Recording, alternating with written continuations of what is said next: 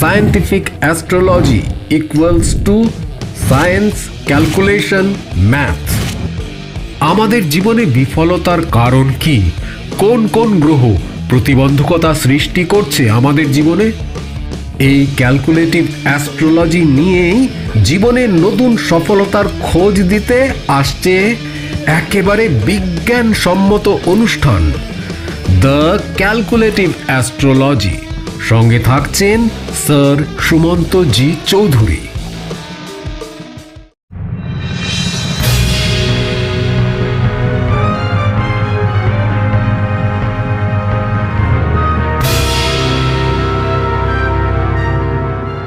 নমস্কার, the power of অ্যাস্ট্রোলজির আজকের এই অনুষ্ঠানে আপনাদের সবাইকে স্বাগত।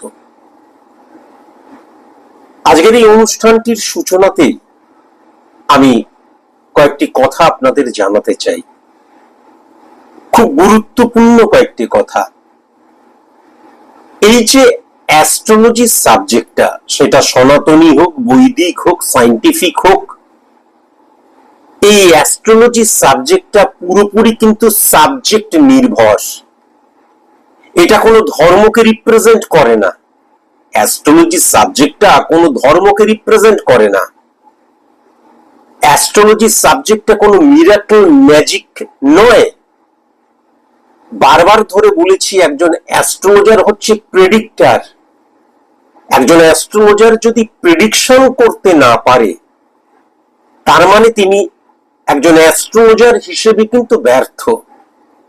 প্রথমত, যখন কোনো জাতক জাতিকা যেই আসুক একজন অ্যাস্ট্রোলজারের কাছে, তিনি কিন্তু তার ছক দ্বারা, তার মতন করে, যেমন বারবার ধরে আমি বলেছি যে সায়েন্টিফিক অ্যাস্ট্রোলজি যে স্পট ইমপ্লিমেন্টেশন ছকের কথা বলে, কালপুরুষ ছকের কথা বলে, কালপুরুষ ছক আর কালপুরুষ ছক কিন্তু আলাদা। যখন আমি আসছি, ফোনটা ধরে নিয়ে তারপর আমি আসছি, অ্যাটেন্ড করে নিয়ে তারপর আমি আসছি। নমস্কার। নমস্কার, প্রণাম নেবেন। 28 সেপ্টেম্বর 1984, 5:51 PM, বহরমপুরে আমার জন্ম। প্রণাম নেবেন স্যার। 69 চোখের জ্যোতিটা আস্তে আস্তে কমে আসছে। 69 69 63 1984 96 কানেকশন, বহরমপুর। বহরমপুর 6। তুমি বউকে লুকিয়ে রেখেছো কেন? স্যার, বউকে নিয়ে পরিবারে অনেক গন্ডগোল চলছে স্যার, অনেক গন্ডগোল চলছে। বলছি, বউকে তুমি লুকিয়ে রেখেছো কেন? তোমার ওয়াইফকে, তোমার স্ত্রীকে লুকিয়ে রেখেছোটা কেন? না স্যার, আমি তো লুকিয়ে রাখিনি। বাবা মায়ের মতেই আমি বিয়ে করেছি। বাবা মাই পাত্রে ঠিক ছিল। তোমার বাবা মা সবাই জানেন যে তুমি বিবাহিত? হ্যাঁ স্যার, বাবা মা সবাই জানে। না জানার কি আছে? আমার বিয়ে অনেক দিন হয়ে গেল, অনেক বছর হয়ে গেল। 6395 কানেকশন, 6395 কানেকশন। রাহু এবং শুক্র, রাহু এবং শুক্র, সেই শুক্র কিন্তু 8 নাম্বার ঘরে, তুলার ঘরে, নিজের ঘরে বসে রয়েছে, এবং শনি কানেক্টেড হয়ে বসে রয়েছে। তুমি তো তোমার বউকে লুকিয়ে রেখেছো বাবা। স্যার, সবার মতেই কিন্তু আমার বিয়ে হয়েছিল স্যার। তোমার বাবা মা, তোমার তো বড়দি আছেন, দিদি আছে, আর কি বললো, দিদি রয়েছে, সবাই জানে তুমি বিবাহিত। হ্যাঁ, আমি বললাম তো, সবাই জানে আমি বিবাহিত। আমার তো 639531 কানেকশন। সূর্য 7 নাম্বার ঘরে, এবং সূর্য 7 নাম্বার ঘরে বুধের ঘরে, এবং সমসপ্তমে কিন্তু মিনকে অর্থাৎ বৃহস্পতিকে হিট করছে। সেই বৃহস্পতি কিন্তু 10 নাম্বার ঘরের অধিপতি গ্রহ, এবং মঙ্গল দ্বারা কানেক্টেড। 1 2 3 4 5 6 7, 4 নম্বর বুধের ঘর।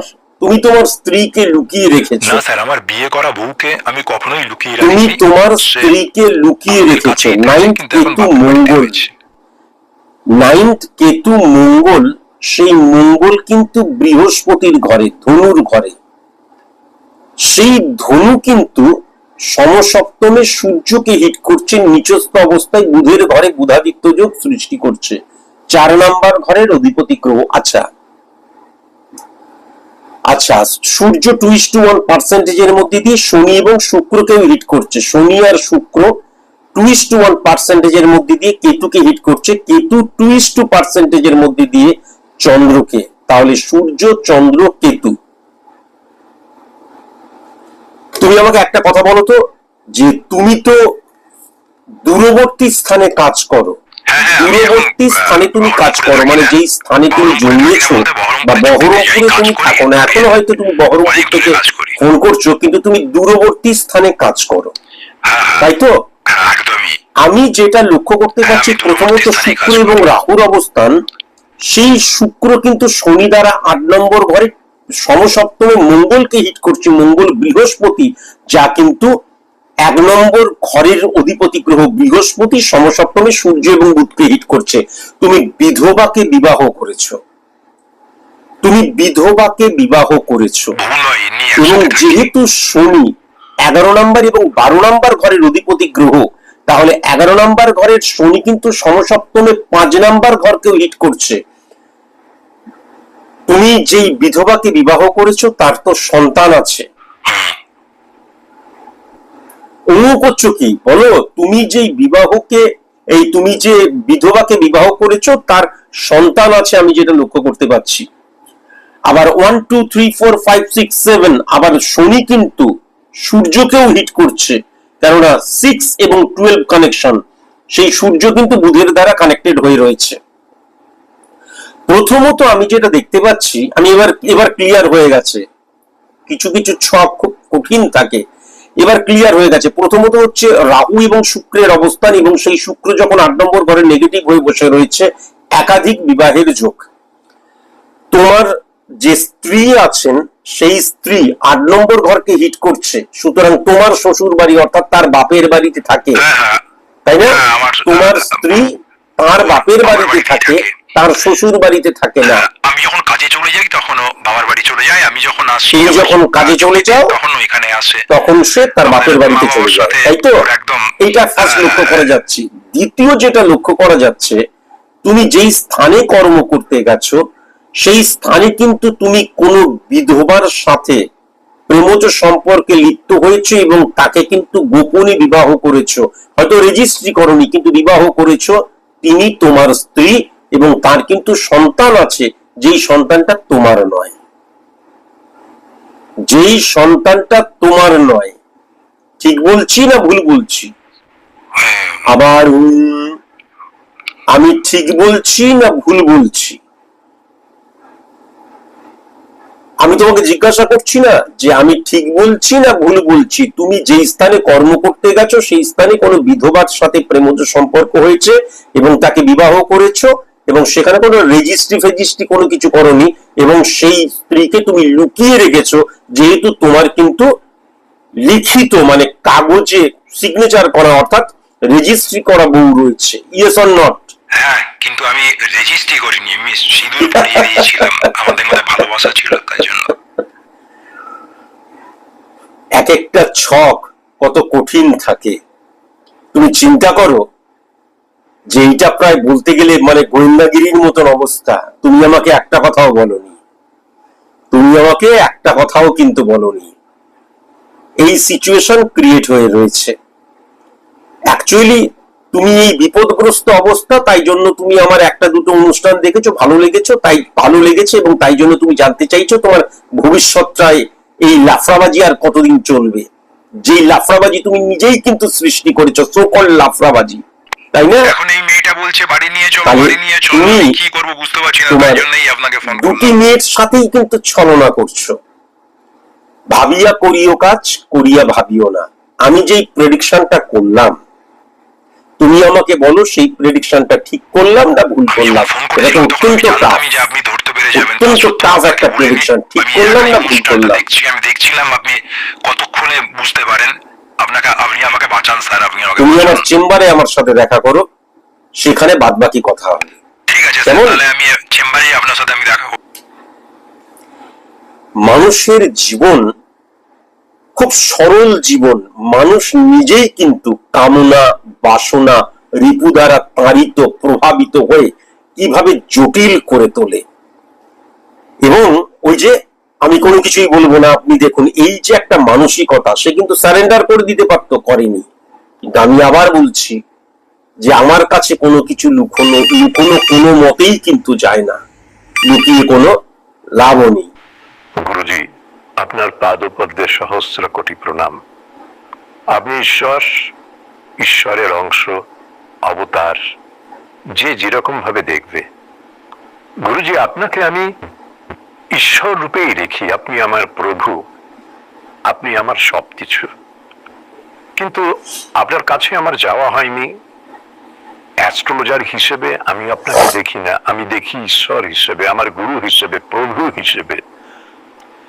আমি যখনই আপনাকে স্বপ্নে দেখি বা যখনই আমি গোচরে দেখি, আমি অজান্তে নয়, জ্ঞানও তো আপনাকে বহুবার দেখেছি, কিন্তু প্রতিবারই আপনাকে ভয়ানক রূপে দেখেছি, হিংস্র রূপে দেখেছি। দেখছি আপনি দুনিয়াটাকে গিলে খেয়ে নিচ্ছেন, আপনি প্রকট হয়ে উঠছেন। আপনাকে তুমি অনেক বললে, এবার আমি এবার কিছু একটা বলি। আমি এবার বলবো কি বলবো নাকি তুমি বকে যাবে?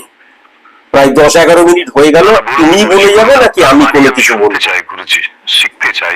প্রথমত তোমাকে জানতে হবে, আমি কিন্তু লাস্ট 6.5 বছর ধরে বলে আসছি, আমি কোনো বাবাজি, কোনো গুরুজি, কোনো মহারাজজি, কোনো ভগবান, কোনো মানে মিরাকল পার্সন নই। আমি একদম ছাপোষা একটা মানুষ, একদম সাধারণ যে মানুষগুলো হয়, হ্যাঁ, ছোট ছোট মানুষের ছোট ছোট আশা, সেই তাদেরকে রিপ্রেজেন্ট করি আমি। আমার মধ্যে কেবলমাত্র কর্মকে বিশ্বাস করার প্রবণতা আছে এবং হেরে গিয়ে উঠে দাঁড়াবার শক্তি আছে। যেই সাবজেক্টটা নিয়ে আজকে আলোচনা হচ্ছে, সেই সাবজেক্টটা নিয়ে আমি পড়াশোনা করি, তাই সেই সাবজেক্টটার মাস্টার হিসেবে ধরা হয় এবং তাই জন্যই আমাকে সবাই স্যার বলে। তুমি আমাকে প্রয়োজন হলে সুমন্ত বাবু বলে ডাকো, কিন্তু কখনো গুরুজি বলে ডাকবে না। দ্বিতীয়ত, তোমার মানসিকতা মনোভাবের মধ্যেই আমার মধ্যে একটা অমানবিক, ঐশ্বরিক বা ওই যে সোকল দুর্বাসামণি টাইপের একটা মানে আমার একটা প্রতিচ্ছবি তুমি কিন্তু তোমার মনের মধ্যে গেঁথে নিয়েছো, এবং তার রিফ্লেকশনে যখনই তুমি আমাকে চিন্তা করো এবং যখনই আমি তোমার সামনে উপস্থিত হই, ঠিক তখনই কিন্তু তুমি সেরকম ভাবেই আমাকে দেখো। অ্যাকচুয়ালি আমি কিন্তু তুমি যেভাবে আমার বর্ণনা দিলে, আমাকে রিপ্রেজেন্ট করলে, আমি ঠিক তার অপোজিট। আমি কিন্তু একদম সহজ সরল সাধারণ মানুষ, একটা একটা করে মানে সিঁড়ি বেয়ে আমি আস্তে আস্তে আস্তে আস্তে আমার সফলতার দিকে এগিয়ে যাচ্ছি। তার কারণ আমি বিশ্বাস করি success is the maximum utilization of ability that you have. সেই এবিলিটিটাকে গেইন করার জন্যই আমি কিন্তু কঠোর পরিশ্রম করে যাচ্ছি। সুতরাং ভুল ভাবে আমাকে ব্যাখ্যা করা হচ্ছে। আমি এই নিয়ে বহুবার বলেছি, আমার কোনো পায়ের কোনো জাদু নেই, আমার কোনো হাতের কোনো জাদু নেই। শুধুমাত্র যদি কখনো তোমার জাদু বা এই যে মানে যেই শক্তিটার দ্বারা তুমি প্রভাবিত হচ্ছ, সেটা হচ্ছে আমার নলেজ। সুতরাং যদি বিশ্বাস করতে হয়, যদি সম্মান করতে হয়, তাহলে তুমি আমার নলেজটাকে সম্মান করো। এই যে আমাকে নিয়ে একটা রূপকথার কাহিনী গড়ে তোলা, সেই রূপকথার কাহিনী থেকে কিন্তু সরে আসতে হবে। মানুষ সবসময় কিন্তু ফাটকাতে বিশ্বাসী, সেটা শিক্ষিত অশিক্ষিত যেই হোক। চটজলদি কিভাবে আমি সফল হতে পারবো, আমি ভুল করছি বা আমি কর্ম করছি না, আমি সেই চেষ্টাটাই করছি না, অথচ আমি সফল হব। তার জন্য কি এমন আছে যে শুধু হাত তুলবে সফল হয়ে যাব, 5, 10, 20, 25 হাজার টাকার একটা রেমেডি নেব সফল হয়ে যাব? তাই জন্য মানুষ কিন্তু মূর্তিকে ঈশ্বর হিসেবে প্রতিষ্ঠা করেছে। তাই সেই কারণের জন্যই কিন্তু বা মানুষ কিন্তু কাউকে কাউকে ঈশ্বর রূপী বলে প্রতিষ্ঠিত সত্য বলে মনে করে, মানুষ নিজের অকর্মণ্যতাকে ঢাকার জন্য। এটা কিন্তু মাথায় রেখো। আমি আবার পরিশেষে তোমার ফোনটা অফ করার আগে বলছি, আমি কিন্তু কেবল স্যার সুমন্ত জি চৌধুরী, যদি তাও বলতে অসুবিধা হয় তাহলে সুমন্ত বাবু, কিন্তু আমি কোনো গুরুজি, মহারাজজি, পণ্ডিতজি, শাস্ত্রীজি, মিরাকেল পার্সন নই। কেমন? আমি সত্যি কথা সত্যি রকম ভাবে বলি, এবং তাই জন্যই মানুষ আজও আমাকে বিশ্বাস করে, ভরসা করে। আমি বারবার ধরে বলে এসেছি যে পৃথিবীতে এমন কোন শক্তি নেই যে তোমাকে একদিনে সফল হইয়ে দিতে পারে, সফল করে দিতে পারে, বা সফল হতে গেলে সর্বপ্রথম ব্যর্থতাকে কিন্তু জানা ভীষণ প্রয়োজন। Success never comes by a devil lead needs hard labor and hard labor brings confidence to man to achieve the success. এটা ভুলে গেলে কোনো মতেই চলবে না। নমস্কার। নমস্কার স্যার, আমি আমার মেয়ের প্রেডিকশন করাতে চাই। 17 জুন 2003 10:56 PM খড়গপুরে জন্ম। আমি আমার মেয়ের প্রেডিকশন করাতে চাই স্যার। 616365 96 কানেকশন, মঙ্গল কেতু 93312 কানেকশন, 3125 কানেকশন। প্রথমেই আমি যেটা লক্ষ্য করতে পারছি, 10 নম্বর ঘরে কিন্তু কেতু বসে রয়েছে মঙ্গলের ঘরে। সেই মঙ্গল কিন্তু শনির ঘরে 1 নম্বর ঘরে লগ্নে বসে রয়েছে। শুক্রের ঘরে শুক্র এবং রাহু এবং বুধ বসে রয়েছে 5 নম্বর ঘরের অধিপতি গ্রহ এবং 8 নম্বর ঘরের অধিপতি গ্রহ। তাহলে 8 নম্বর ঘরে কিন্তু বুধকে ভীষণ স্ট্রং মানা হয়। 6395 কানেকশন, শুক্র উচ্চস্থ অবস্থায় রয়েছে এবং রাহু কানেক্টেড হয়ে রয়েছে। স্যার এটা আমার মেয়ের প্রেডিকশন। কিন্তু আপনার মেয়ের সম্পর্কে আমি যেটা দেখতে পাচ্ছি, আপনার মেয়ে কিন্তু মডেলিং এর কাজ করতো বা করে, তাই তো? মডেলিং রিলেটেড কাজ করে। হ্যাঁ স্যার, একদম ঠিক।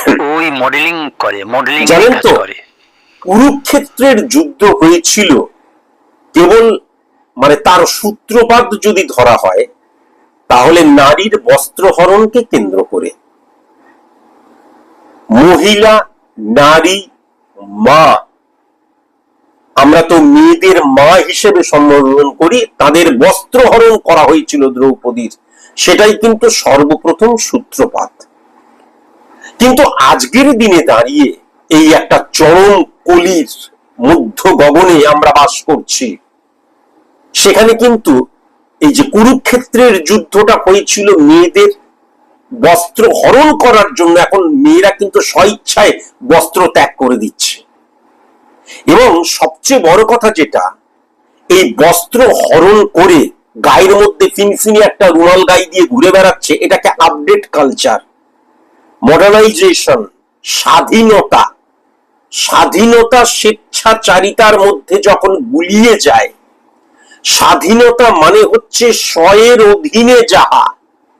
যখন আমি আমার রিপুকে নিজের অধীনে বশীভূত করতে পারবো, আমার ইচ্ছে মতো যখন রিপুর কার্যক্রিয়া ইমপ্লিমেন্ট করবে আমার জীবনের মধ্যে, তখনই আমি স্বাধীন। আমি রিপুর দ্বারা কখনো চালিত হব না। এটাই তো স্বাধীনতার মূল ব্যাখ্যা হওয়া উচিত ছিল।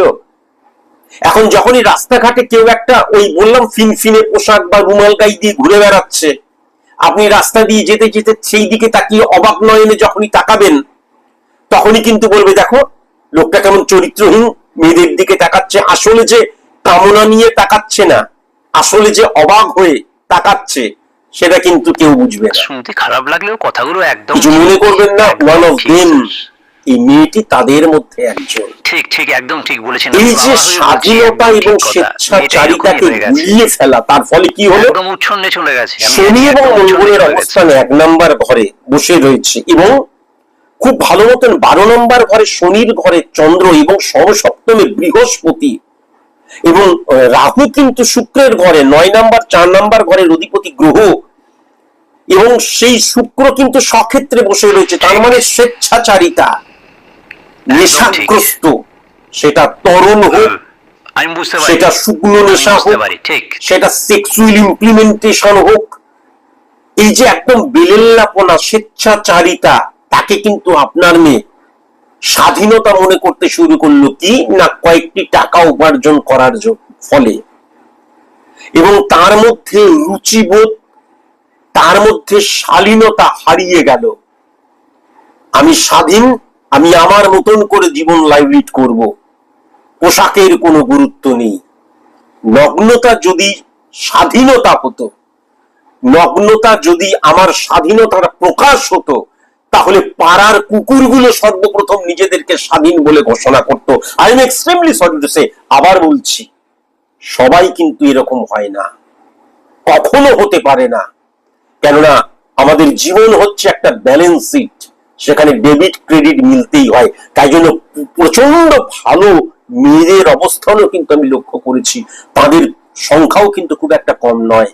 আবার আপনার মেয়ের মতন বেলেল্লাপনা, উচ্ছৃঙ্খল, অসভ্য, স্বেচ্ছাচারিণীও কিন্তু প্রচুর পরিমাণে আমরা তাকালেই দেখতে পাই। এইবার যদি খুব ভালো মতো লক্ষ্য করা যায়, তাহলে দেখুন সূর্য কিন্তু 7 নাম্বার ঘরের অধিপতি গ্রহ, 5 নাম্বার ঘরে বসে আছে, বুধের ঘরে বসে আছে, এবং শনি কানেক্টেড হয়ে বসে রয়েছে, যা কিন্তু 12 নাম্বার এবং 1 নাম্বার ঘরের অধিপতি গ্রহ। এবং 1 নাম্বার ঘর লগ্ন মানে স্থাপত্য, ভিত, মেরুদণ্ড, পরিকাঠামো, সেখানে কিন্তু শনি মঙ্গলের নেগেটিভ ইনফ্লুয়েন্স ক্রিয়েট হয়ে গেছে। তাহলে আজকের দিনে যেটা লক্ষ্য করা যাচ্ছে, ভালো থাকার জন্য, সুখে থাকার জন্য, বা এমনও হতে পারে সুযোগ যাতে বেশি পাই, সেরকম শুক্র এবং রাহুর অবস্থান হিউজ, তার মানে খুব অর্থবান, ধনী এমন কোন মানুষের সাথে সে কিন্তু আপনাদের সংসর্গ ত্যাগ করে সে তার সাথে কিন্তু রয়েছে। যদিও কিন্তু বিবাহের অবস্থান লক্ষ্য করা যাচ্ছে না, তার কারণ 7 নাম্বার ঘরে রবি কিন্তু শনি কানেক্টেড 5 নাম্বার ঘরে, বিবাহ তার ইহজন্মে কোনোদিনও হবে না, অথচ একটি পয়সাওয়ালা পুরুষের সাথে কিন্তু সে বসবাস করছে, এটা কিন্তু পরিষ্কার লক্ষ্য করা যাচ্ছে। এর ফলে কি হয়ে গেল, আলটিমেট সফল হওয়ার জন্য, এই যে কম্প্রোমাইজ করা, এই কম্প্রোমাইজটা ভুল জায়গায়, ভুল ভাবে কম্প্রোমাইজ করার জন্য সে কিন্তু আলটিমেট রক্ষিতা হয়ে থেকে যাবে। তার জীবনে উন্নতির জায়গা লক্ষ্য করা যাচ্ছে না, তার কারণ 5 নাম্বার ঘর দ্বারা সফলতার জায়গা বোঝা যায়, সেখানে শনি এবং রবির মধ্যে গ্রহণযোগ ক্রিয়েট হয়ে গেছে, নেগেটিভ ইনফ্লুয়েন্স ক্রিয়েট হয়ে গেছে। 1 2 3 4 5 6 7, আবার সেটা কিন্তু 11 নাম্বার ঘর কর্মফলের জায়গায় হিট করছে। তার নামে হয়তো কোনো ফ্ল্যাট থাকতে পারে, তার নামে হয়তো কোনো বাড়ি থাকতে পারে। সেই ধনী ব্যক্তি কালো টাকাকে অফ করার জন্য সেই মেয়েটির, মানে আপনার মেয়ের নামে হয়তো অনেক কিছু স্থাবর অস্থাবর, অনেক সোনা গয়না, বাড়ি গাড়ি, অনেক কিছু করতে পারে, কিন্তু স্ত্রীর মর্যাদা কখনোই দিতে পারবে না। তার কারণ শুক্র এবং বুধের অবস্থান, সেই বুধের ঘরে কিন্তু শনি এবং রবির অবস্থান, সেই বুধ কিন্তু আবার 8 নাম্বার ঘরের অধিপতি গ্রহ।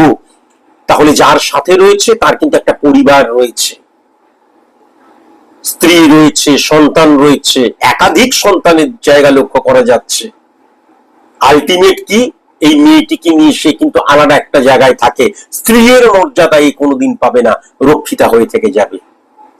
হয়তো অপরচুনিটি পাবে, হয়তো পয়সা পাবে, হয়তো টাকা পয়সা গাড়ি বাড়ি হবে, কিন্তু আত্মসম্মান বোধ বা আত্মসম্মানটাকে খুইয়ে, এটা কিন্তু পরিষ্কার লক্ষ্য করা যাচ্ছে। কেমন, এই ক্ষেত্রে আমার কাছে এসেও কোনো লাভ নেই, আমার কাছে রেমিডিয়াল প্রসেস অ্যাপ্লাই আপনারা করে লাভ নেই, তার কারণ যার বিয়ে তার হুঁশ নেই, পাড়াপড়শির ঘুম নেই। কেমন, হ্যাঁ জানি, এটা তো আপনি বলেন, আপনাকে আমি আঘাত দিতে চাইনি, কিন্তু এটাই বাস্তব, মানে আপনি তো মানে এমন অনেকে রয়েছে যারা দেখা, আরেকটা ফোন চলেছে, পরে যাচ্ছে, খুব ইম্পর্টেন্ট কথা। নমস্কার স্যার, বড় বিপদে পড়ে আজকে আপনাকে ফোন করছি স্যার। স্যার আমি মেয়েকে নিয়ে, আমার একটাই মেয়েকে নিয়ে আমি চেম্বারে গিয়েছিলাম স্যার, আপনার কাছে প্রেডিকশন করিয়েছিলাম স্যার। আপনি বলেছিলেন ওর বিবাহিত জীবনের জায়গায় খারাপ রয়েছে এবং চটজলদি হঠাৎ করে প্রেম করে বিয়ে করে নিতে পারে এবং খারাপ ছেলের সাথে বিয়ে হতে পারে, এবং যার সাথে বিয়ে হবে সে কিন্তু বয়স্ক মানুষ হতে পারে, বিবাহিত হতে পারে, এইগুলো বলেছিলেন, প্রেসক্রিপশন প্রেসক্রিপশনের মধ্যে এখনো লেখা রয়েছে স্যার। মেয়েটা তখন বলেছিল না না আমি এরকম কোনো প্রেম করব না, তাই জন্যই আমরা রেমেডিটা নিয়ে বিশ্বাস করুন, তাই জন্যই আমরা রেমেডিটা নিয়ে নিই। কিন্তু এখন আমি দেখতে পাচ্ছি যে মেয়ে এমন একজনের সাথে প্রেম করে, মানে অনেক বয়স তার, মেয়ের প্রায় ডবল বয়স তার। এক্ষেত্রে আমি কি করতে পারি? বউ মারা গেছে। না আপনি বলুন এক্ষেত্রে আমি কি করতে পারি? বাঁচান স্যার, আমি কি করব কিছুই তো বুঝে উঠতে পারছি না স্যার। এখন আপনি মারুন ধরুন যাই করুন, ফ্রিতে ফোন করার ফ্রিতে ফোন করলে কোনো পয়সা কড়ি লাগবে না, চেম্বারে এলে তো 500 টাকা করে দিতে হবে, তাই জন্য বেকার ফোন করে নিলেন। এক্ষেত্রে আমি কি করতে পারি? অনেক কিছু বলার ছিল, পরবর্তী লাইভ অনুষ্ঠান যখন আমি আসবো তখন আমি প্রথমে বলবো, তারপর লাইভ অনুষ্ঠান আমি শুরু করবো। যাই হোক, আজকে আর একদম সময় নেই, আজকের মতন এইটুকুই। নমস্কার।